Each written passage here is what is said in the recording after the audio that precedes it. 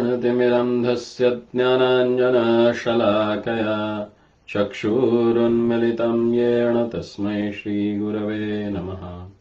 श्रीचैतन्यमनोभीष्टं स्थापितं येन भूतले स्वयं रूपा कदा मह्यं ददाति स्वपदान्तिकम्। वन्देऽहं श्रीगुरुः श्रीयुतापदकमलम् श्रीगुरून् वैष्णवांश्च। श्रीरूपं सागरजातं सहगण रघुनाथान्वितं तं सजीवं साद्वैतं सावधूतं परिजनसहितं कृष्णचैतन्यदेवं श्रीराधा कृष्णपादान् सहगण ललिता श्रीविशाखान्वितांश्च। नमो नलिननेत्राय वेणुवाद्यविनोदिने राधाधरसुधापानशालिने वनमालिने महाभावस्वरूपास्त्वं कृष्णप्रियवरीयसी प्रेमभक्तिप्रदे देवी श्रीराधिका त्वं नमोऽस्तुते।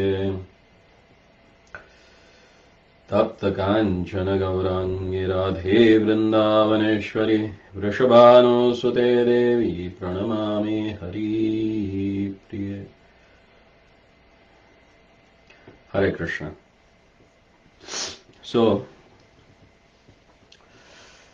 तो हम ब्रह्म संहिता के 45वें श्लोक के ऊपर जो चर्चा हो रही है, जिसमें शिव तत्व के बारे में बताया गया है।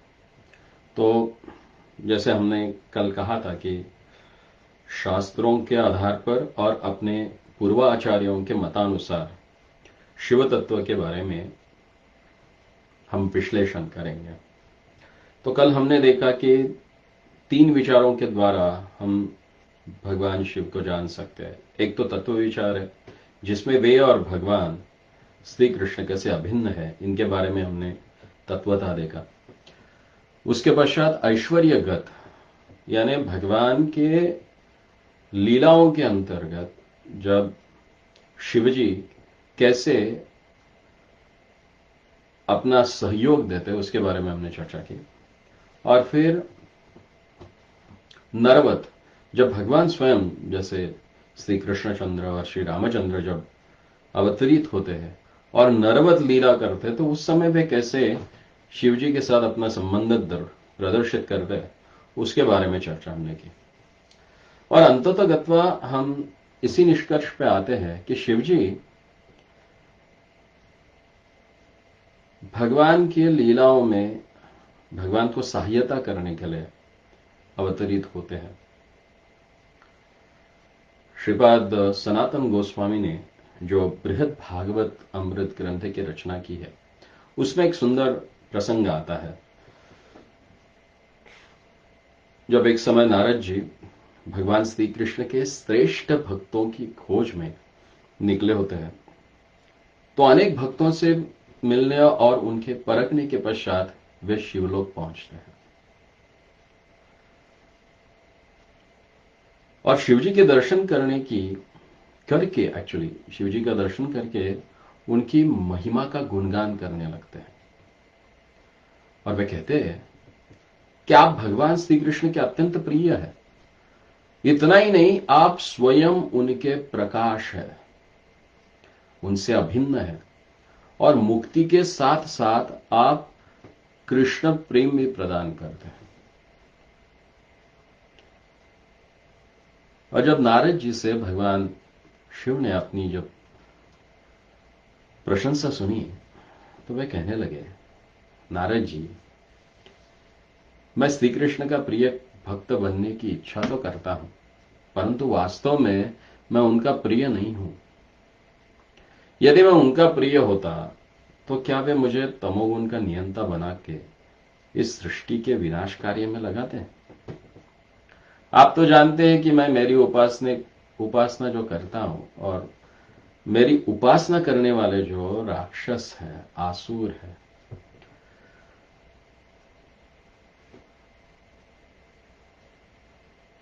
जो भगवान श्री कृष्ण के भक्तों का, भगवान श्री कृष्ण का द्वेष करते हैं और मुझसे वर प्राप्त करने के पश्चात वो भगवान के भक्तों को और पीड़ा देते हैं,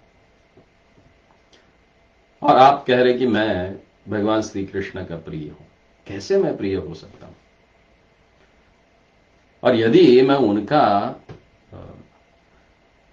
कृपा पात्र होता तो क्या वे मुझे शंकराचार्य के रूप में मायावाद का प्रचार करने की आज्ञा देते, जो कि कृष्ण भक्ति का संपूर्ण विरोधी है।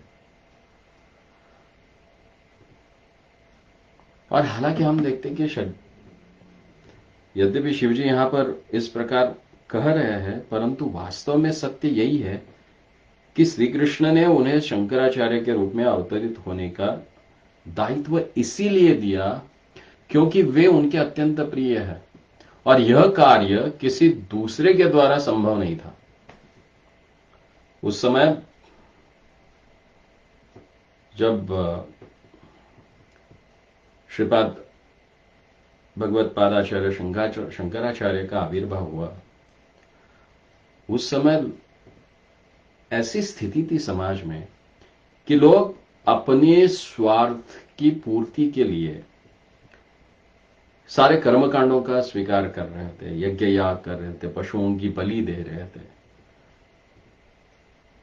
और अपनी सारी सांसारिक इच्छा पूरी करने के लिए वे भगवान की पूजा करना चाहते थे। अपने सारे वासनाओं की पूर्ति के लिए वे भगवान की आराधना करना चाहते थे, वेदों में वर्णित कर्मकांड के द्वारा। तो भगवान ने विचार किया था कि परिस्थिति अत्यंत गंभीर है, और उस समय उन्होंने शिवजी को बुला के आदेश किया कि इस प्रकार के ढोंगी भक्त जगत में उत्पात मचा देंगे। इस प्रकार के जो लोग हैं, जो भक्त के रूप में पाखंड कर रहे हैं, उसका प्रचार कर रहे हैं, तो ऐसे व्यक्तियों को आप जाके प्रचार करो और आप उनको ऐसे तत्वों का प्रचार करो जो इस प्रकार की शिक्षा दे कि ब्रह्म सत्य जगत मिथ्या, जीव ब्रह्मैव ना परम। यानी ब्रह्म सत्य है और यह जगत मिथ्या है, और ब्रह्म और जीव में कोई फर्क नहीं है, दोनों एक जैसी। और इस प्रकार का प्रचार करो कि सभी आत्माएं शिव है, सभी आत्माएं ब्रह्म है, सभी आत्माएं है एक है, और तुम निर्विशेष हो। किसी भगवान की अन्य पूजा करने की आवश्यकता नहीं है, क्योंकि तुम स्वयं परम भगवान हो। और श्रीपाद शंकराचार्य ने इसी का ही प्रचार किया। तो नारद जी बोले, देखिए प्रभु, आप मुझे भ्रमित करने की चेष्टा ना करें कि मैं जानता हूं आप भगवान के बहुत ही निकटतम हो, और केवल भगवान की लीलाओं की पुष्टि के लिए ही इस प्रकार के कार्य आप करते हो, और इन कार्यों में ही सामान्य जीवों का हित होता है। और श्री कृष्ण और उनके भक्त, और उन भक्तों, श्री कृष्ण के भक्तों के जो शत्रु है, वे आपसे वर पाने की लालसा में आपकी स्तुति करते हैं, और आप उनकी मनोवांछित जो वर है उनको प्रदान करते हैं, लेकिन ये आपकी कपट कृपा है, क्योंकि इस वर के द्वारा उनका भला नहीं होता है, अंत ही हो जाता है उनका। और वास्तव में आप श्री कृष्ण की प्रसन्नता के लिए ही इन उपासकों को छलते हैं। आप निश्चित ही श्री कृष्ण के प्रियतम मित्र है और भक्त भी है।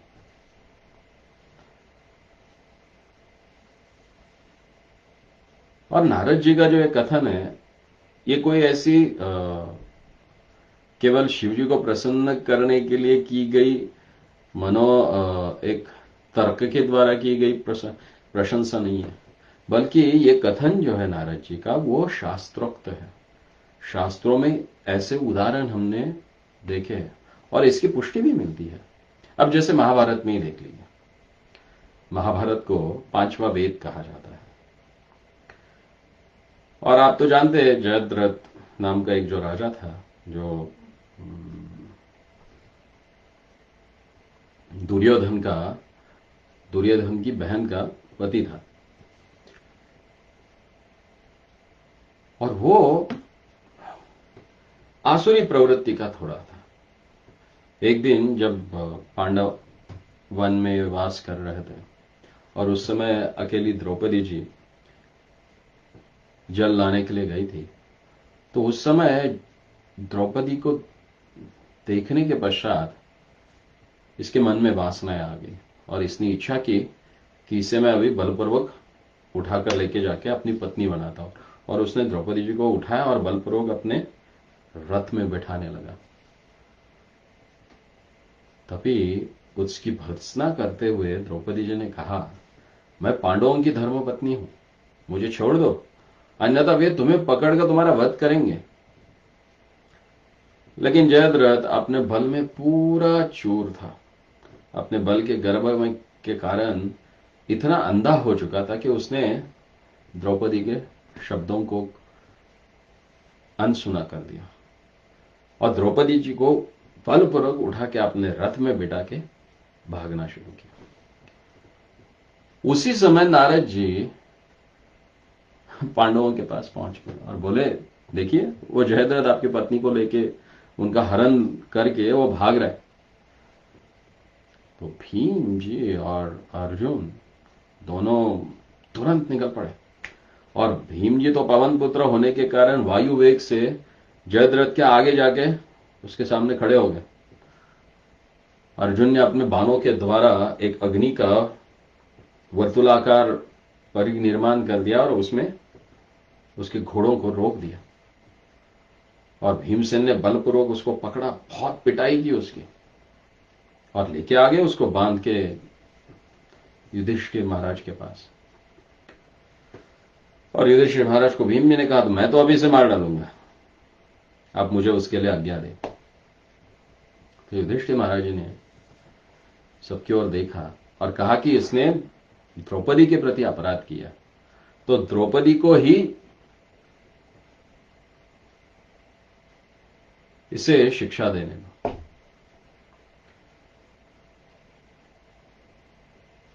तो जब द्रौपदी के सामने जब उसको लाया गया तो द्रौपदी के हृदय में दया आई और वह कहने लगी कि इसे मत मारो, इसे क्षमा कर दो, यह हमारा बहनोई है। यदि आप इसे प्राण दंड देंगे तो हमारी इकलौती बहन विधवा हो जाएगी और जीवन भर रोएगी और विलाप करेगी। क्या यह आपको पसंद है? तब भीम और अर्जुन दोनों विचार करने लगे कि अब क्या किया जाए। तो वे भगवान श्री कृष्ण के पास पहुंचे और पूछने लगे कि अब क्या आप ही मार्गदर्शन करें, क्योंकि हमने तो जयद्रथ का वध करने की प्रतिज्ञा की है और द्रौपदी ने इसे क्षमा करने के लिए कहा है, तो क्या किया जाए। तब भगवान श्री कृष्ण बोलते हैं कि बड़े जो होते हैं आयु में और अपनी स्थिति में, तो ऐसे लोगों को जिनका हम आदर करते हैं, इनका अगर आप अपमान कर दो तो मृत्यु से भी बुरा होता है। तो बस सुनते ही फिर अर्जुन ने 5 चोटियां रखी जयद्रथ के सर पे और उसका सर मुड़वा के आधी दाढ़ी निकाल के भगा दिया वहां से। और इसके कारण हुआ क्या कि जयद्रथ अत्यंत अपमानित हुआ और मुक्त होने पर सोचने लगा कि ये जो मेरी स्थिति उन्होंने बनाई है, इससे अच्छा तो मेरी मृत्यु हो जाती। अब मैं कैसे दुर्योधन आदि को अपना मुख दिखाऊं। और उसने मन में ही मन में विचार किया कि मैं पांडवों को नहीं छोड़ूंगा, इसका प्रतिशोध अवश्य लूंगा। और इस प्रकार सोचते हुए वो भगवान शिव की आराधना करने के लिए चला गया, क्योंकि शिव जी तो तुरंत प्रसन्न होते हैं। तो गया और बहुत कठोर तपस्या की उसने। हिमालय में गंगोत्री में जाके बैठा और कड़ी तपस्या करने लगा। भोजन का त्याग कर लिया, केवल जल के ऊपर उसने अपना जीवन धारण किया, और आगे जाके उसने जल का भी त्याग कर दिया। और इतना सब करने पे भी जब शिवजी प्रकट नहीं हुए तो समस्त शारीरिक क्रियाओं को छोड़कर प्राण त्यागने ही वाला था कि उसी समय शिवजी उसके तपस्या पूर्ण करने के लिए उसके सामने प्रकट हो गए। और जैसे ही शिवजी उसके सामने प्रकट हुए तो जयद्रथ ने विचार किया कि अभी मुझे ऐसा कुछ इनसे मांगना चाहिए वरदान कि जिसके द्वारा मैं पांडवों से अपना प्रतिशोध लूं। और उसने कहा कि हे भगवान, मैं पांडवों से प्रतिशोध लेना चाहता हूं, क्योंकि उन्होंने मेरा बहुत अपमान किया। मैं उनको सबको, युधिष्ठिर, भीम, अर्जुन, नकुल, सहदेव, इन पांचों को युद्ध में पराजित करके उनका वध करना चाहता हूं।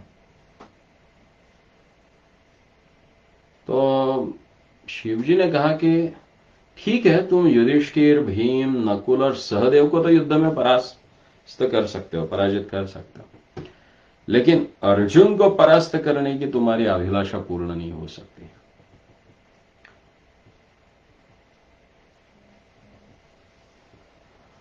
तो ठीक है, फिर उसने कहा कि भगवान, यद्यपि आप मुझे मेरा मनोवांछित वरदान प्रदान नहीं करना चाहते, तो यही वर दीजिए कि न तो अर्जुन और न ही कोई और मेरा वध कर सके। क्योंकि उसको मालूम था अर्जुन तो परम प्रतापी है और उसके हाथ से कोई बच नहीं सकता। इसलिए बोला कि आप ये कर लो। उसने तो ये कंसीडर ही कर लिया था, सोच ही लिया था कि ये चारों भाई तो मेरा कुछ बिगाड़ नहीं सकते, अगर बिगाड़ेगा मेरा कुछ तो अर्जुन है, और अर्जुन से अगर मेरी, उसके हाथों से अगर मेरी मृत्यु नहीं हुई तो और कोई मार भी नहीं सकता। तो शिवजी, अब देखिए शिवजी की कपट कृपा या छल कृपा कैसी है।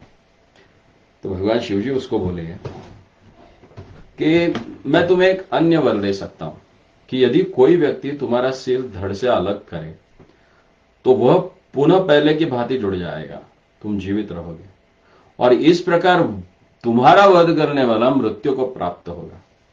तुम्हारी तभी मृत्यु होगी जब तुम्हारा कटा हुआ सिर तुम्हारे पिता स्वयं अपने हाथों से पृथ्वी पर फेंक देंगे।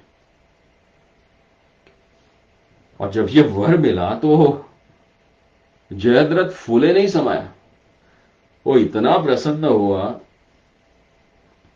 और उसने यह सोचकर वर स्वीकार कर लिया कि मेरे पिता कदापि ऐसा नहीं करेंगे, और निश्चिंत होकर वो वापस लौट आया। और सब जानते हैं कि महाभारत का जब वो घनघोर युद्ध हुआ तो उस समय जयद्रथ दुर्योधन की ओर से युद्ध करने लगा, और युद्ध के मध्य अर्जुन के लाडले बेटे और भगवान श्री कृष्ण के भांजे जो अभिमन्यु थे,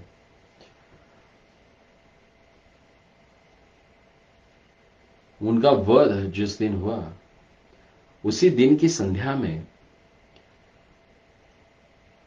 जयद्रथ के पिताजी संध्या वंदना करके सूर्य को अर्घ्य देकर हाथ ऐसे करके खड़े ही थे। तो उसी समय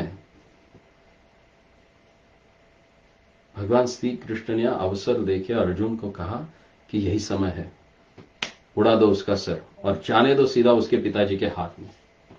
और अर्जुन ने भगवान की आज्ञा का पालन किया, तुरंत एक दिव्य अस्त्र निकाला, उसका सर धड़ से अलग किया और उस सर सीधा जाके उसके पिताजी के हाथ में गिर गया। और अनावधान में अचंभित होकर बिना सोचे समझे ही उन्होंने उस वस्तु को, उस सिर को पृथ्वी पर फेंक दिया। और उसके पश्चात उन्होंने आंखें खोल के देखा और चिंतन करने लगे कि ऐसी कौन सी वस्तु थी जो मेरे हाथ में आ गई थी इस समय।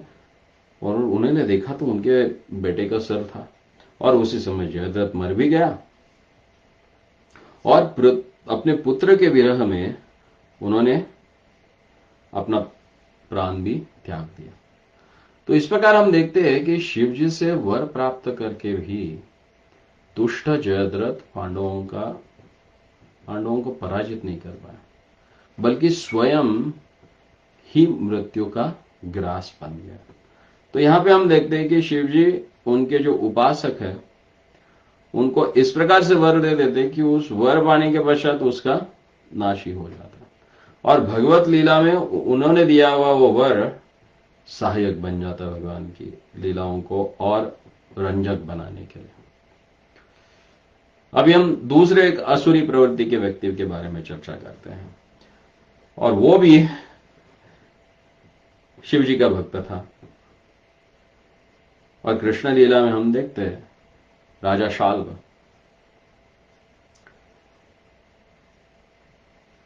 माता रुक्मिणी का विवाह जो था वो उनके भाई रुक्मी ने चेदी देश के राजा जो थे शिशुपाल उनके साथ करने का निश्चय कर लिया था। और उस समय उस विवाह में भाग लेने के लिए शिशुपाल के मित्र जो शाल्व है वो भी आ गए थे। लेकिन आप तो जानते हैं कि माता रुक्मिणी भगवान श्री कृष्ण से विवाह करना चाहती थी और किसी को भनक लगने के पहले ही विवाह के दिन प्रातः काल में ही जब माता रुक्मिणी पैदल ही भवानी देवी के दर्शन के लिए जा रही थी तो वहीं पे भगवान ने रुक्मिणी जी का हरण किया।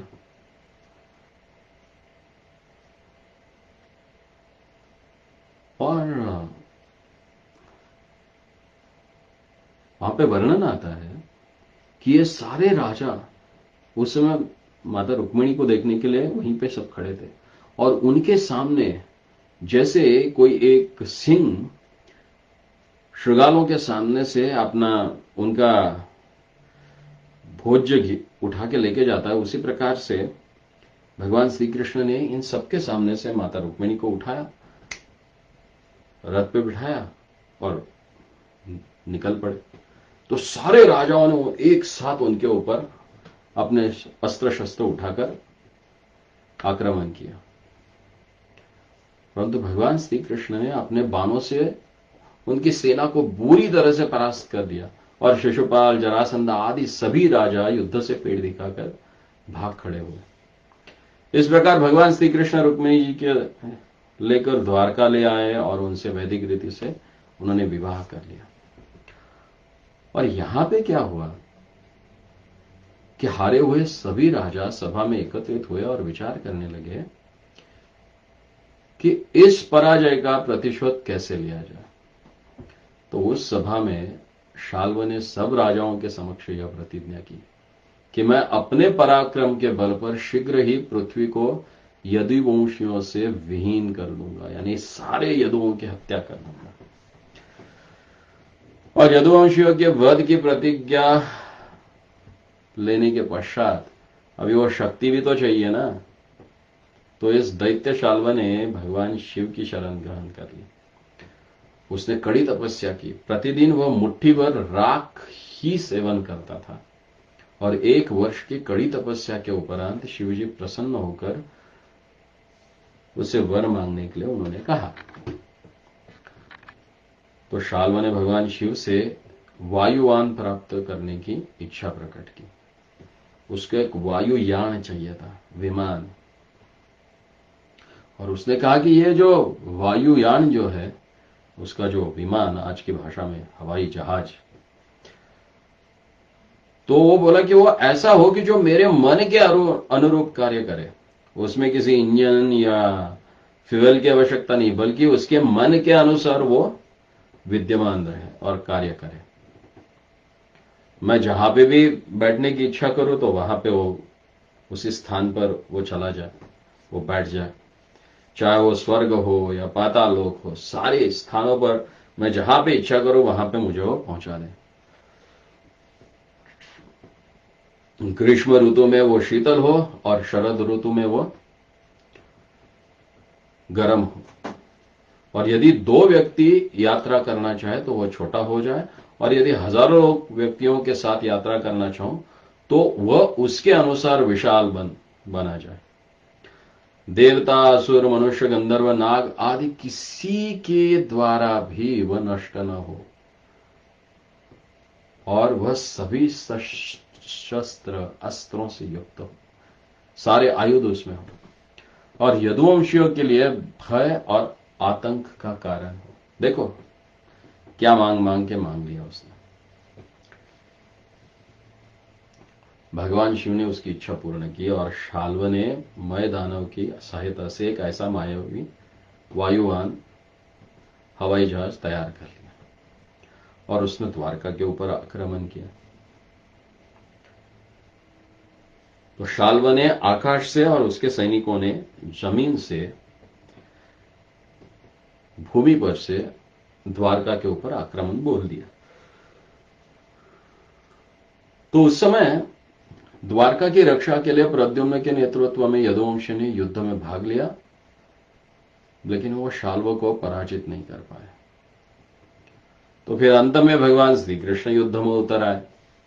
दोनों ओर से घमासान युद्ध हुआ, और शाल्व तो अपनी मायावी शक्ति का प्रदर्शन कर रहा था, कभी प्रकट होता था, कभी छिप जाता था।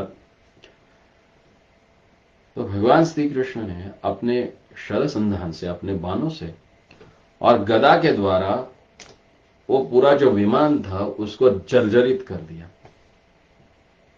और तब शाल्व विमान से उतरकर भूमि पर आया और युद्ध करने लगा। और फिर अंततोगत्वा भगवान श्री कृष्ण ने अपना सुदर्शन चक्र उस दैत्य के ऊपर छोड़ा और उसका सिर धड़ से अलग कर दिया, और बस उसके प्राण पखेरु उड़ गए, और भगवान ने शाल्व को मुक्ति दे दी। तो यहां पे भी हम देखते हैं कि कृष्ण लीला में शाल्व है, फिर इसके पहले जिसकी हमने चर्चा की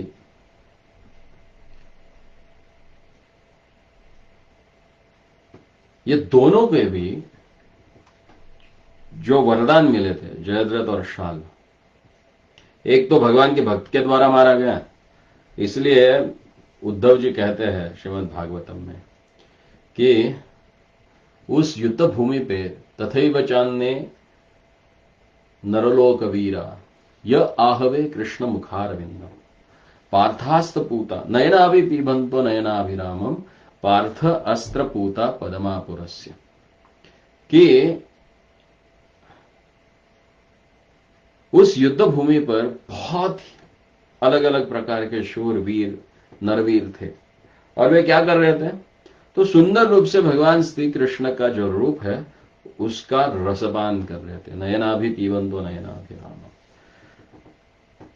नेत्रों को आनंद देने वाले उस भगवान के दिव्य सुंदर, भगवान की जो दिव्य सुंदरता है, मोहकता है, उसका वो रसपान कर रहे थे आंखों के द्वारा। और फिर क्या हुआ? पार्थ अस्त्र पूता, पार्थ के अस्त्रों के द्वारा वे मारे गए, और यहां पे कहते कि मारे नहीं बल्कि पूता यानी पवित्र हो गए, और फिर भगवान के धाम को प्राप्त हो गए। तो एक ओर से हम देखते हैं कि भगवान के भक्त के हाथों के द्वारा मारे गए और भगवान के द्वारा मारे गए जो असुर है वे सारे ही भगवत धाम को प्राप्त होते हैं, और शिव जी इन आसुरी प्रवृत्तियों के लोगों को इकट्ठा करके भगवान की लीला में भेज देते, वर अपना देकर, ताकि वे अपने आप को बलवान समझ के डायरेक्ट भगवान से भिड़ जाए और उनकी मुक्ति हो जाए। और रामचंद्र जी के लीला में देखते हैं हम कि जो मुख्य खलनायक है श्रीमन रामायण जी का, वो है रावण। और रावण जन्म से ही बलशाली था। एक बार शिव जी को प्रसन्न करने के लिए उसने एक एक करके 10 बार अपने सिर को काटकर शिव जी के लिए आहुति दे दी। और उसकी तपस्या से प्रसन्न होकर शिवजी बोले कि तुम्हारे 10 सिर होंगे, कोई भी तुम्हारे शीश को काटेगा तो वह सिर पुनः जुड़ जाएगा। और तब से रावण दशग्रीव या दशानन नाम से प्रसिद्ध हुआ। तो एक दिन उसकी सौतेली मां, उसकी मां ने, कैकसी ने उसे कहा कि देखो तुम्हारा सौतेला भाई कुबेर, वो कितना तेज और वैभव संपन्न हो गया है, क्योंकि वह शिवजी की उपासना करता है। तो तुम भी जाओ और उसके भांति तेज और वैभव से संपन्न हो जाओ। तब दशानन ने 10,000 वर्ष तक निराहार रहकर तपस्या की और ब्रह्मा जी को प्रसन्न किया। और फिर ब्रह्मा जी से अतुल बल, दीर्घ आयु और मनचाहा रूप धारण करने की शक्ति प्राप्त कर ली। और यह वर प्राप्त करके उसने पूरे 14 भुवनों पे अपना अधिकार जमा लिया। और फिर यह दशानन ऋषियों, मुनियों तथा देवताओं को सताने लगा, यज्ञों को ध्वंस करने लगा और उनसे देवताओं के नंदन वन को उजाड़ दिया पूरी तरह से। और कहा, वो कुबेर के स्थान पे गया और बोला कि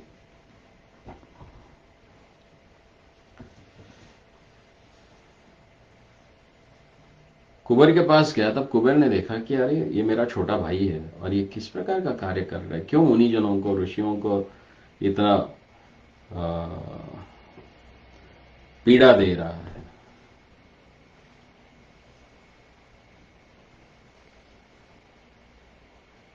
तो उन्होंने अपना एक दूत भेजा और दूत के द्वारा संदेश दिया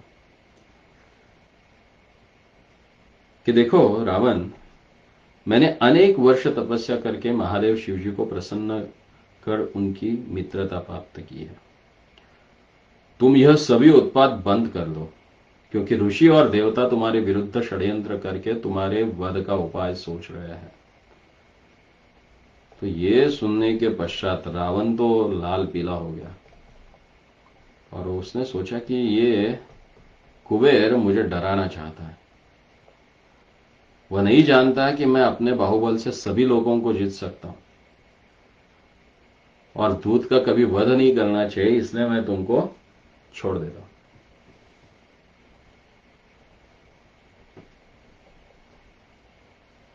ऐसा वो सोचने वाला ही था, लेकिन उसने किया नहीं ऐसा। फिर भी उसने क्या किया, उस दूत का वध कर दिया और काट कर राक्षसों को बोला कि इसको खा जाओ। और फिर उसने सारे राक्षसों सेना को इकट्ठा किया और कैलाश के ऊपर चढ़ाई करना के लिए पहुंच गया वहां।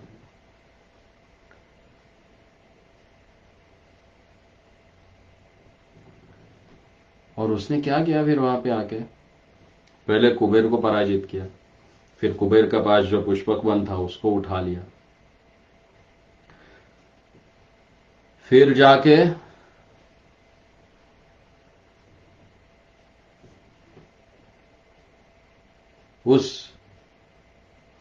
उसने हाँ, पहले अलकापुरी कुबेर की राजधानी को अपना लिया।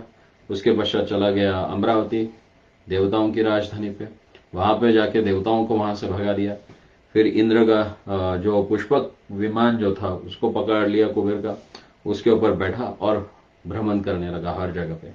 लेकिन जब वो कैलाश शिखर पे पहुंचा तो विमान वहां से आगे जा ही नहीं पा रहा था। बोला ऐसा क्या है कि यहां से विमान जा नहीं रहा है। तो वहां से नीचे उतरा और देखा कि वहां पे शंकर जी के पार्षद जो नंदीश्वर है वो खड़े हैं। और उन्होंने कहा दशानन से कि यहाँ भगवान शंकर क्रीड़ा करते हैं और यहाँ सुपर्ण, नाग, यक्ष, देवता, गंधर्व तथा राक्षस सभी प्राणियों का आना जाना निषेध है। तो उसको बहुत क्रोध आया और उसने कहा, कहाँ है तेरा शंकर? और वो विमान से उतर के सीधा पर्वत के मूल भाग में गया और वहां पहुंचकर उसने देखा कि शंकर जी थोड़ी दूर चमचमाता त्रिशूल लेकर उनके ही समान, सॉरी, शंकर जी से थोड़ी दूर पर चमचमाता त्रिशूल लेकर वहां नंदीश्वर खड़े थे और उनका मुख वानर जैसा था। तो उन्हें देखकर रावण जो है वो ठाका मारकर हंसने लगा। तब नंदीश्वर जी ने कहा कि तुम मेरा मुख देखे मेरी अवहेलना कर रहे हो, इसलिए भविष्य में ऐसे मेरे ही जैसे मुख वाले वानर उत्पन्न होंगे और वे अपने दांत और नख से ही इस सारी राक्षस सेना को समाप्त करेंगे। और फिर यह सुनने के पश्चात दशानन जो है वो नंदी के वचनों का अवहेलना कर रहा था और बोला, देख तो देख, जिस पर्वत के कारण मेरे विमान की गति रुक गई है उसे मैं जड़ से उखाड़ फेंक दूंगा। अगर तुम में सामर्थ्य हो तो रोक लो। और उसने फिर अपने दशों भुजाओं से कैलाश के नीचे हाथ डाला और वो उठाना चाहता था और हाथ डाल के वो पर्वत को हिलाने लगा। जैसे ही हिलाने लगा तो शंकर जी के सारे गण जो है वो भयभीत हो गए और पार्वती भी विचलित होकर भगवान शंकर से लिपट गए। तब देवताओं में श्रेष्ठ महादेव समझ गए कि यह दशानंद की करतूत है और तब उन्होंने क्या किया, आपने एक पैर का अंगूठा जो है उसको सिर्फ दबा दिया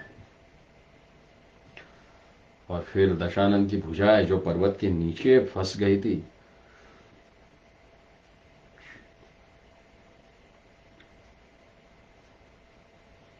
उसके कारण उसकी भुजाओं में जो रोष हुआ और इतनी पीड़ा होने लगी कि चिल्लाने लगा, रोने लगा, आर्तनाद करने लगा। और उसके वो रोने के कारण और आर्तनाद के कारण तीनों लोक के प्राणी कांप उठे और सारे जो मंत्री थे दशानंद के उन्होंने कहा कि अब आप महादेव जी को संतुष्ट कीजिए, उनके अतिरिक्त तो आपको कोई भी नहीं बचा सकता है, उनकी शरण ग्रहण करो और आप स्तुति द्वारा प्रणाम कर उनकी शरण में जाओ। वे अत्यंत दयालु है और शीघ्र ही संतुष्ट होते हैं और वे आप पे कृपा करेंगे। तो अपनी मंत्रियों की मंत्रणा सुनकर फिर दशानन ने भगवान शंकर को प्रणाम करके नाना प्रकार के स्तोत्रों तथा सामवेद उक्त मंत्रों के द्वारा उनकी स्तुति की।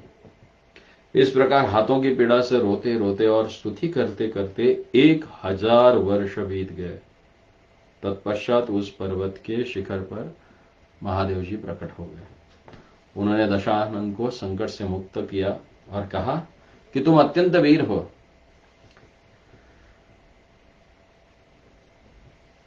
पर्वत के नीचे तुम्हारी भुजाएं दब जाने से तुमने जो राव किया था उससे भयभीत होकर समस्त प्राणी रो पड़े, इसीलिए आज से तुम्हारा नाम रावण होगा और समस्त लोगों को रुलाने वाला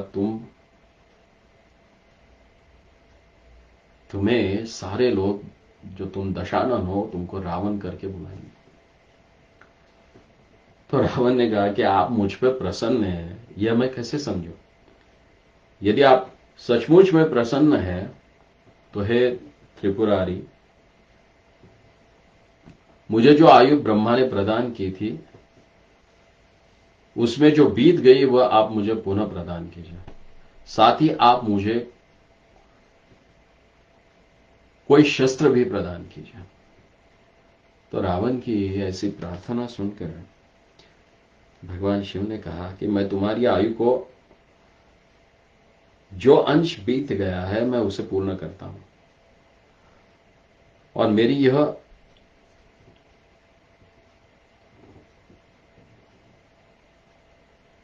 कभी न व्यर्थ जाने वाली ये चंद्रहास खड़ग जो है मैं तुमको प्रदान कर रहा हूं। लेकिन याद रखना, इस चंद्रास खड़ग का कभी उपहास न करना। अगर तुमने किसी दिन इसका उपहास कर दिया तो ये लौट के मेरे पास आ जाएगी। तो फिर भगवान का वरदान प्राप्त करने के पश्चात रावण अपने पुष्पक विमान पर चढ़कर समस्त पृथ्वी पर दिग्विजय के लिए भ्रमण करने लगा। अपने बल के अभिमान में चूर होकर वह ऋषियों मुनियों को सताने और मारने लगा, और इस प्रकार उसके पापों में दिनों दिन 2 दुगुना रात 4 गुना वृद्धि होती गई, और अंत में भगवान श्री कृष्ण के द्वारा वो मारा, भगवान श्री रामचंद्र के द्वारा वो मारा गया। हालांकि शिवजी का वरदान उसके पास था, लेकिन कुछ नहीं कर पाया। भगवान श्री रामचंद्र के हाथों के से वो मारा गया। इतने ऋषियों के प्रति, ब्राह्मणों के प्रति अपराध किए थे, और भगवान तो ब्राह्मणों के देवता है, तो उन ब्राह्मणों की रक्षा के लिए, अपने भक्तों की रक्षा के लिए भगवान ने रामचंद्र जी के रूप में रावण का वध कर दिया।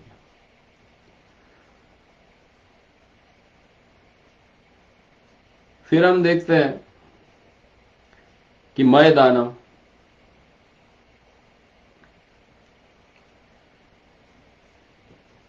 भगवान शिव की जो लीलाएं हैं, हम सभी को भगवान श्री कृष्ण की भगवत्ता दिखाने के लिए है, और प्रत्येक जीव को भगवान की सेवा और शरणागति की ओर अग्रसर करने के लिए। और ये जो घटना है अभी जो हम चर्चा करने जा रही है, ये इसका एक उदाहरण है। अब एक बार देवताओं का दैत्यों के साथ घमासान युद्ध हुआ और दैत्य हार गए। तब दैत्यों ने अपने बड़े भाई मय दानव की शरण ली, और फिर उसने क्या किया, दैत्यों के लिए 3 अद्भुत हवाई महल बना दिए। तब सारे के सारे दैत्य हवाई महल के मद से चूर होकर सभी लोगों को बहुत सताने लगे।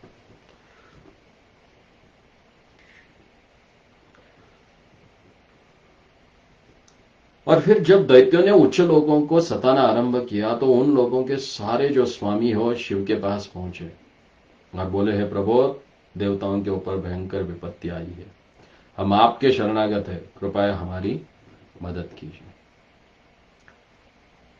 तब शिवजी ने उनको आश्वासन देते हुए कहा, डरो मत, निर्भय हो, जाओ।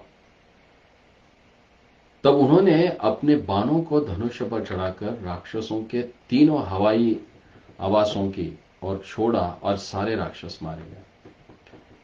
तब मायावी मय दानव ने मृत राक्षसों के शरीर को अपने बनाए हुए अमृत कूप में डाल दिया, जिससे वह पुनः जीवित होकर अजेय हो गए। तब शिवजी बहुत चिंतित हो गए कि अब क्या किया जाए। यह देखकर भगवान श्री कृष्ण अपने विष्णु रूप में शिवजी की राक्षसों को मारने में सहायता करने का विचार किया, और तब भगवान विष्णु गाय और ब्रह्मा जी बछड़े के रूप धारण करके राक्षसों के लोक में घुस गए।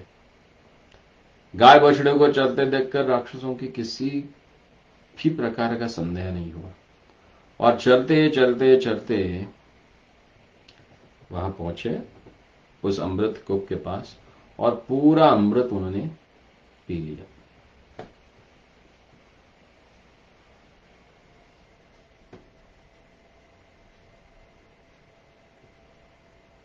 और उसी समय भगवान श्री कृष्ण ने धर्म से रथ, ज्ञान से सारथी, वैराग्य से ध्वजा, ऐश्वर्य से घोड़े, तपस्या से धनुष्य, विद्या से कवच और क्रिया से बाण आदि सामग्री के द्वारा भगवान शिव को युद्ध के लिए प्रशिक्षित किया, और तब शिवजी ने रथ पे चढ़कर युद्ध के लिए प्रस्थान किया। और फिर उन तीनों लोगों को उस युद्ध में शिवजी ने नष्ट कर दिया, और उसी समय से शिवजी का त्रिपुरारी के नाम से भी विख्यात हो गया। जिन्होंने राक्षसों के तीनों लोक विनाश कर दिए थे, ऐसे त्रिपुरारी। तो यहां यह शिक्षा है कि यदि भगवान श्री कृष्ण के शरणागत होते हैं,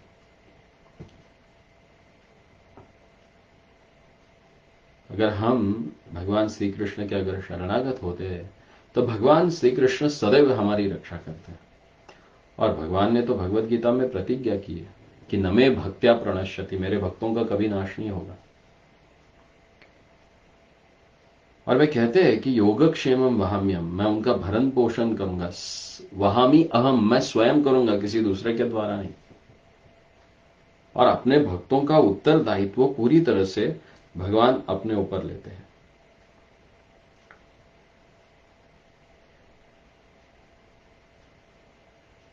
और उसी के कारण होता क्या है कि किसी भी प्रकार का शोक और भय हमें छूता नहीं है। और भगवान का नित्य संरक्षण प्राप्त होने के कारण हम भगवान के नित्य धाम को प्राप्त कर लेते हैं। तो हमने देखा कि अभी जयद्रथ, शाल्व, उसके पश्चात रावण, फिर वृकासुर की तो कथा आप सबको ज्ञात ही होगी। भागवत के दशम स्कंद में वर्णन आता है कि महाराज युधिष्ठिर ने भगवान श्री कृष्ण से एक बार यह प्रश्न पूछा था कि आप स्वयं लक्ष्मीपति हैं, परम ऐश्वर्य में वैकुंठ में निवास करते हैं, लेकिन आपके भक्त जो है वे गरीब रहते, दरिद्री रहते, निर्धन होते। और शिव जी जिन्होंने समस्त भोगों का परित्याग किया हुआ है, जो भी देवता, मनुष्य और असुर उनकी उपासना करता है, वे प्रायः धनी और भोग संपन्न बन जाते हैं। तो ऐसे विरोधाभास से मेरी बुद्धि भ्रमित हो रही है। और तब भगवान श्री कृष्ण कहते हैं कि ब्रह्मा और महादेव आदि देवता शीघ्र प्रसन्न होकर वरदान देते हैं और रुष्ट होकर शाप देते हैं, परंतु मैं ऐसा नहीं करता हूं। मैं अपने उपासक के परम श्रेय के अनुरूप वरदान देता हूं। मैं जिस पर कृपा करता हूं, कभी तो उसका सारा धन हरण कर लेता हूं, और जब वह संसार से निराश हो जाता है, तब मैं अपने भक्तों का संग उसे प्रदान करके अपनी भक्ति दे देता हूं, और साथ ही साथ अपनी अहेतु की कृपा की वर्षा उस पर करता हूं। ब्रह्मा और शिव जी वर तो देते समय अपने उपासक के कल्याण और अकल्याण का विचार नहीं करते। यहां तक कि कभी कभी अपने वरदान के कारण वे स्वयं भी पूरी तरह से विपत्ति में फंस जाते हैं। और फिर इस विषय में भगवान श्री कृष्ण वृकासुर का वृत्तांत सुनाते हैं। वे कहते हैं कि वृकासुर नामक एक राक्षस था, जिसने नारद जी से एक बार पूछा कि कौन से देवता शीघ्र प्रसन्न होकर वर देते हैं। तो नारद जी ने कहा कि तुम शिव जी की उपासना करो, उनसे जल्दी प्रसन्न होने वाला और कोई भी नहीं है। इससे तुम्हारा मनोरथ शीघ्र पूर्ण हो जाएगा।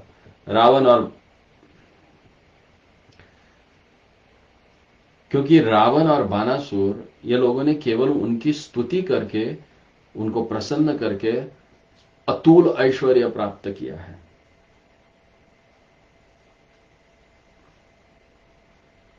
और फिर वृकासुर चला गया केदारनाथ, और केदार क्षेत्र में जाकर उसने अग्नि को शिवजी का मुख मानकर अपना मांस काट के डालने लगा, उसमें अर्पण करने लगा शिव जी को। तो देखो शिव जी के उपासक कितने तामसिक होते हैं। और ऐसा उसने 6 दिन तक किया, तब शिव जी जाके प्रकट हो गए। और बस उस समय वो अपना शीश काटकर अग्नि कुंड में डालने ही वाला कि शिव जी वहां पे आके खड़े हो गए और उसको उन्होंने स्पर्श किया। जैसे ही शिव जी का स्पर्श प्राप्त हुआ, उसका शरीर जो है पूर्ववत हो गया।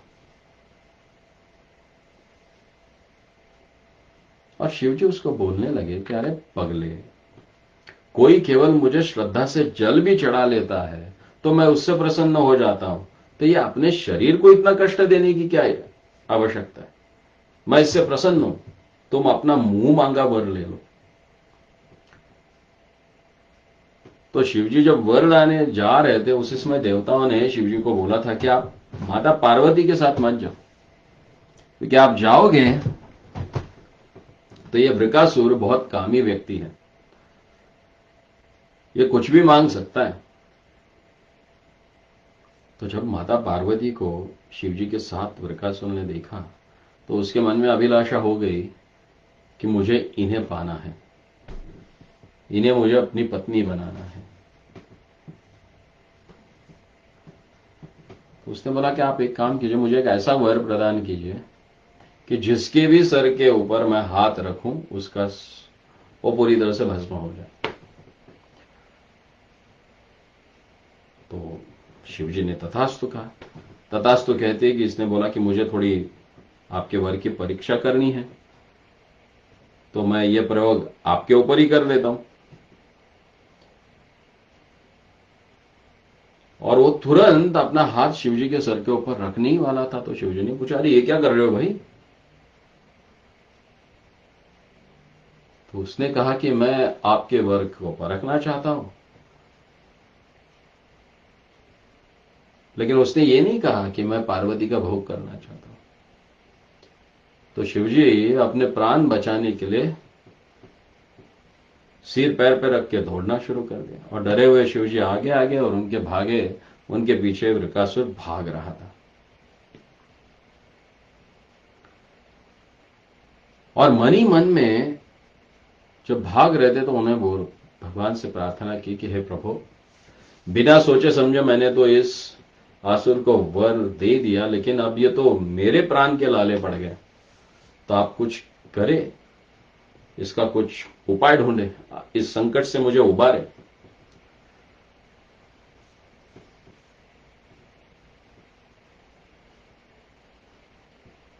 तो जैसे ही वे विचार कर रहे थे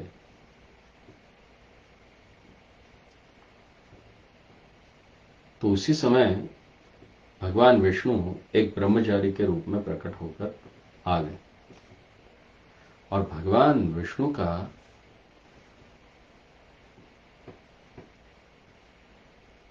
जो रूप था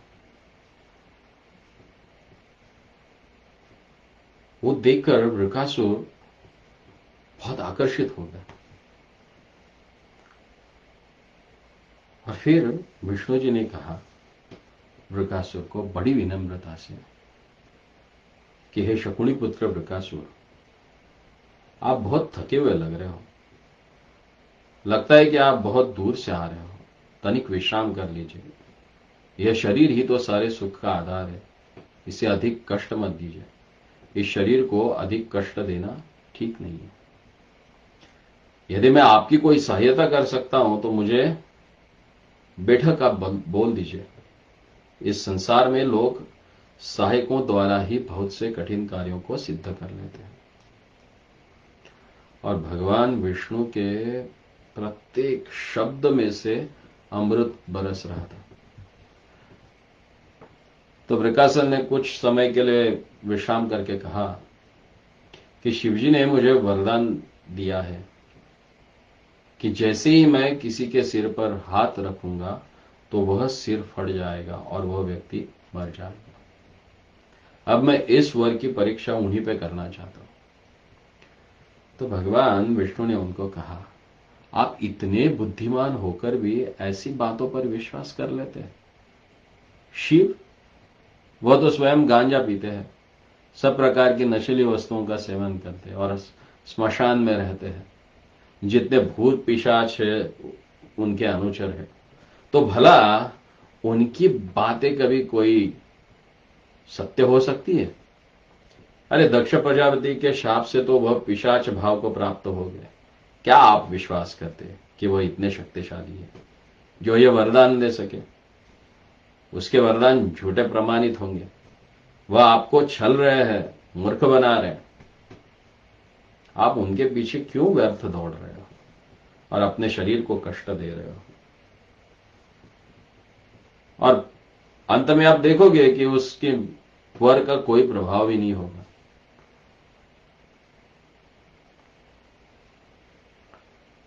इसको अपने ऊपर ही प्रयोग करके देख लीजिए। तो वृकासुर ने सोचा कि यह ठीक कह रहा है, हाँ हाँ मैं ऐसा ही करूंगा और मैं यही करूंगा।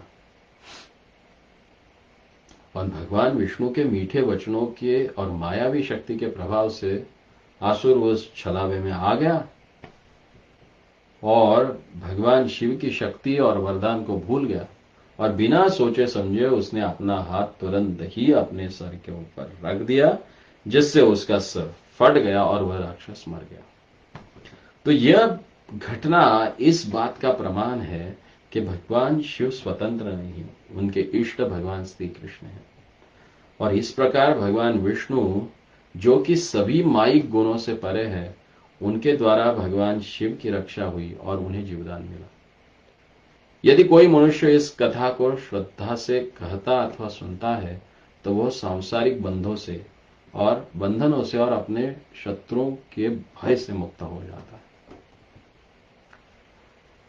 फिर श्री कृष्ण लीला में और एक असुर की चर्चा होती है और वे है बानासुर। तो बानासुर, उसने भी भगवान की स्तुति करके, शिव जी की स्तुति करके, उनको प्रसन्न करके उसने वर प्राप्त कर लिया था। 1000 हाथ प्राप्त कर लिए थे। और जब भगवान शिव तांडव करते थे तो उन 1000 हाथों से वो मृदंग बजा के साथ देता था।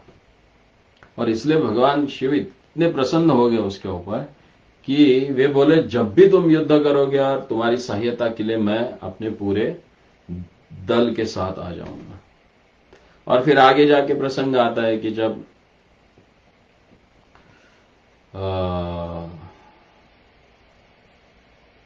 उसकी पुत्री जो थी उषा, वो भगवान के जो प्रपौत्र है अनिरुद्ध, उनसे आसक्त हो गई और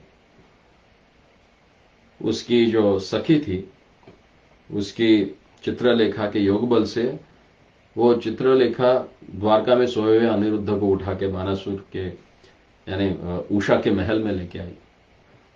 और द्वारपालों ने देखा कि उषा के प्रसन्न मुख और देह में ऐसे चिन्हों को देखा कि जिससे पता चला उनके कि ये किसी पुरुष से समागम कर रही है। और तब उन्होंने तुरंत बानासुर को बोला और बानासुर अपने दल बल के साथ आकर अनिरुद्ध को उसने बंदी बना दिया। और जब अपने प्रपौत्रों को बानासुर ने बंदी बना के रखा, ये देखा तो, क्योंकि 4 महीने तो हो गए और अनिरुद्ध ऐसे ही गायब हो गए थे, तो सारे पहले ही चिंतित थे। और बाद में जब मालूम पड़ा कि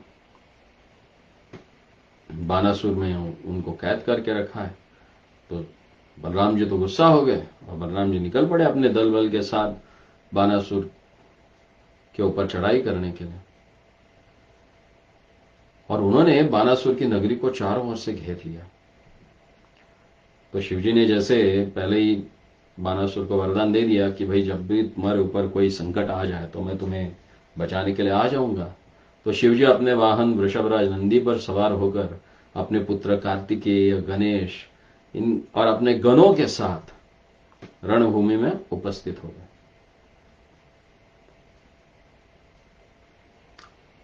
और शिवजी तो नित्य ध्यान में स्थित रहते, लेकिन अपने भक्त को बचाने के लिए उन्होंने भगवान से भी पंगा ले लिया।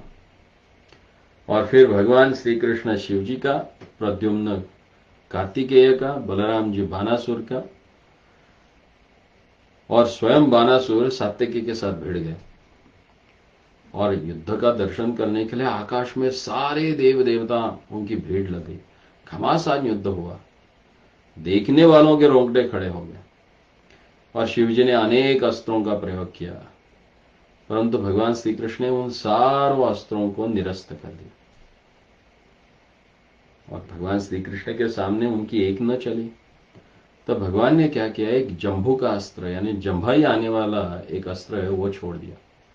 और फिर शिवजी निरंतर जंभाई देने लगे और शिवजी लड़ाई नहीं कर पाए और बाध्य होकर युद्ध से विरत हो गया। तब भगवान श्री कृष्ण ने बानासुर की सेना का संहार कर लिया। बलराम जी ने बानासुर का सेनापति, जो भी सेनापति थे, उनको पूरी तरह से परास्त कर दिया और शिवजी के न होने से बानासुर की सेना तितर बितर हो गई। और फिर देखा बानासुर के पास दूसरा कोई उपाय नहीं है, तो वो स्वयं भगवान श्री कृष्ण से युद्ध करने के लिए सामने आ गया। और फिर भगवान ने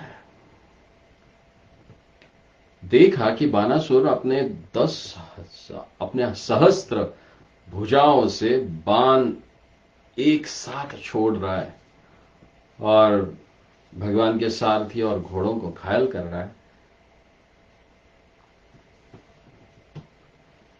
तो अपना सुदर्शन निकाला और छोड़ दिया बानासुर के ऊपर, और उस सुदर्शन ने केवल 2 भुजाएं रख के बाकी 9,998 भुजाएं उसकी नष्ट कर दी। तो तब बानासुर की पराजय होते हुए देखकर शिवजी ने शिव ज्वर छोड़ा, तो भगवान ने नारायण ज्वर छोड़ दिया और उस शिव ज्वर को निष्क्रिय कर दिया। और फिर भगवान ने बानासुर के ऊपर बाणों की छड़ी लगा दी। उसके हाथ तो काट ही गए थे, और फिर अपने भक्त के ऊपर भयंकर विपत्ति देखकर शिवजी समझ गए कि अभी वे इनकी रक्षा करने के लिए असमर्थ हैं, और फिर भगवान के शरणापन्न हो गए और उन्होंने भगवान कृष्ण की स्तुति की और उन्हें प्रसन्न कर अपने भक्त के जीवन की रक्षा की प्रार्थना की। और उस समय भगवान ने, जो कि भक्तवत्सल है, उन्होंने शिवजी से कहा कि मैंने प्रहलाद को वर दिया था कि मैं उसके वंश में किसी भी दैत्य का वध नहीं करूंगा, और यह उसका प्रपौत्र तथा मेरे प्रिय भक्त बलि का पुत्र है।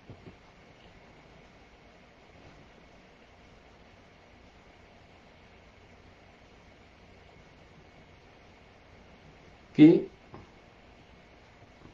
मैंने इसकी सारी भुजाएं काट के इसमें मन में जो बहुत अहंकार था उसको मैंने अभी नष्ट कर दिया है, और उसकी जो सेना है उसको नाश करके मैंने पृथ्वी पर का भार भी कम कर दिया है।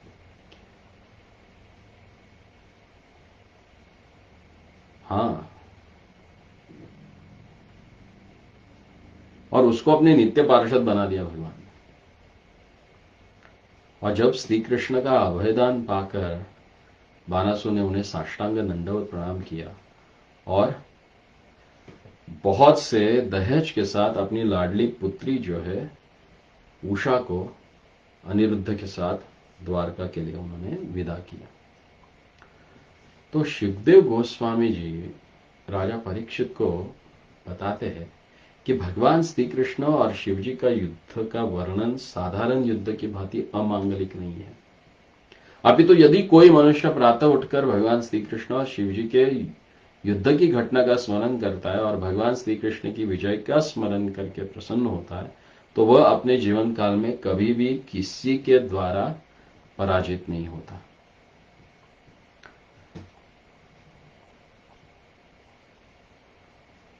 तो और एक कथा आती है कृष्ण लीला में,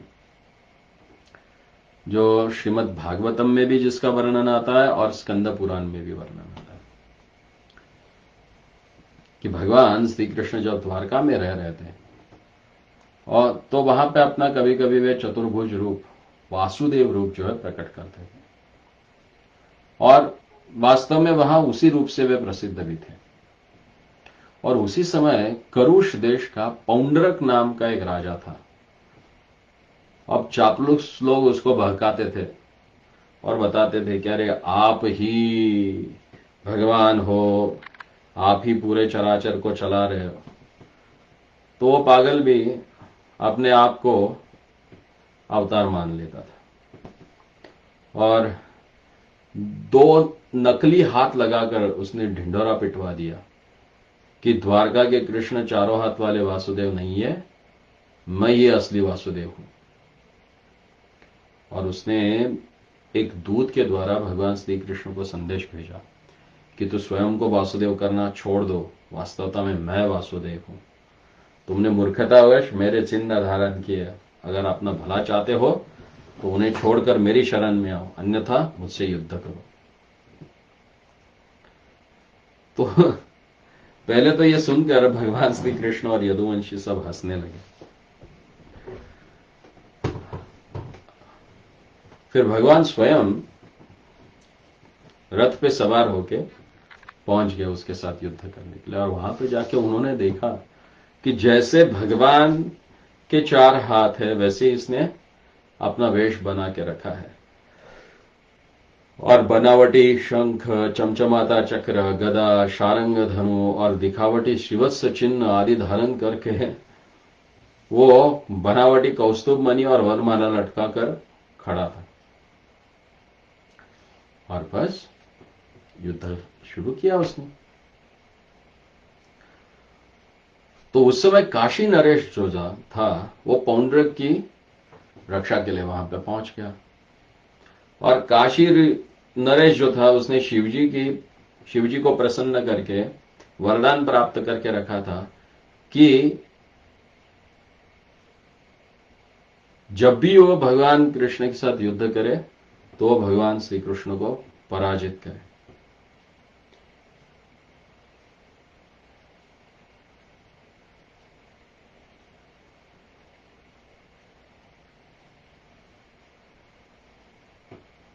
लेकिन हुआ क्या, उल्टा हो गया।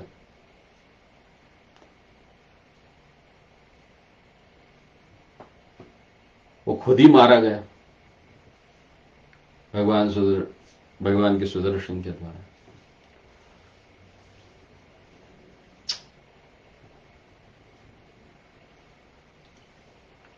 और सुदर्शन से उन्होंने काशी नरेश का सर काट के उसको काशी में फेंकवा दिया।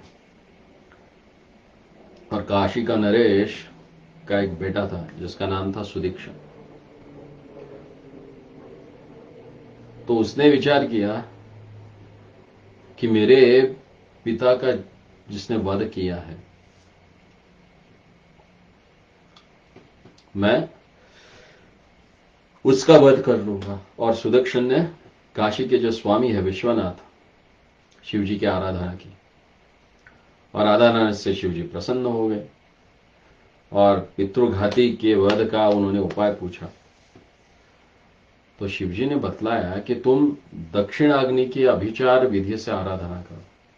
और भगवान शिव की आज्ञा पाकर सुदीक्षण ने यथारूप अभिचार विधि से यज्ञ का अनुष्ठान किया, और यज्ञ की पूर्ण आहुति होते ही उस यज्ञ में से एक कृत्या उत्पन्न हुई, और उस कृत्या के हाथ में एक चमचमाता त्रिशूल था और बहुत भयानक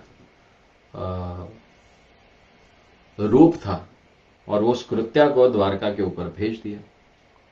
तो भगवान ने द्वारकावासियों को कहा कि आप डरो मत, और फिर सुदर्शन को छोड़ दिया। तो सुदर्शन के तेज के सामने उस कृत्या की अग्नि जो है वो निस्तेज हो गई, और अपने पराजय से निराश होकर वो कृत्या काशी लौट गई, और यज्ञ में नियमों के अनुसार उसने आचार्य के साथ यजमान और सुदीक्षण भी जलकर भस्म हो गए उस कृत्या के कारण। और सुदर्शन चक्र ने भी उसका पीछा करते हुए काशी पहुंचकर काशी नगरी को ही जला के राख कर दिया। और उस समय प्राण बचाने के लिए भगवान शिव भी सिर पर पैर रखकर वह नगर छोड़कर वहां से भाग गए।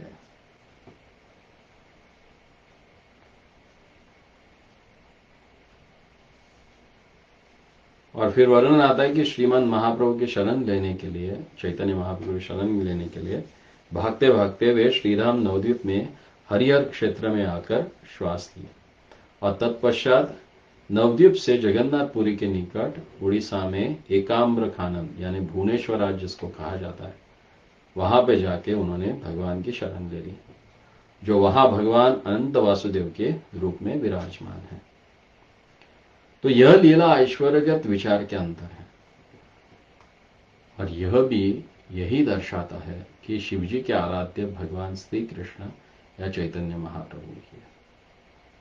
तो ये इन सारे लीलाओं से हमें यही मालूम पड़ता है कि भगवान शिव, भगवान श्री कृष्ण की लीलाओं में उनकी सहायता करने के लिए ही इन आसुरों को वरदान देते हैं। और कभी कभी इन वरदानों के द्वारा आसुर उन्मत्त होकर उनके पीछे पड़ जाते तो भगवान उनकी रक्षा कर देते हैं। तो ऐसी कई सारी लीलाएं हैं। तो आज हम यहीं पे रुकते हैं और कल फिर से चर्चा करेंगे कि किस प्रकार शिवजी ने कामदेव के ऊपर विजय प्राप्त कर ली थी और उसके पश्चात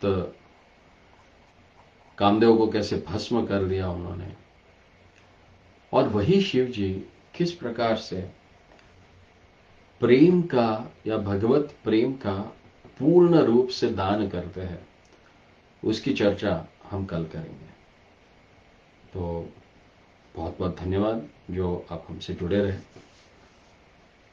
तो कल हम शिव तत्व का तीसरा भाग है, उसमें शिव तत्व कैसे शिव जी किस प्रकार से भगवान का भगवत प्रेम जो है वो प्रदान करते हैं, उसकी हम चर्चा करेंगे। एक वैष्णव के रूप में शिव जी कैसे परम श्रेष्ठ है, उसकी चर्चा हम कल के श्रृंखला में करेंगे। हरे कृष्ण। बहुत बहुत धन्यवाद। श्री कृष्णचंद्र भगवान की जय। श्री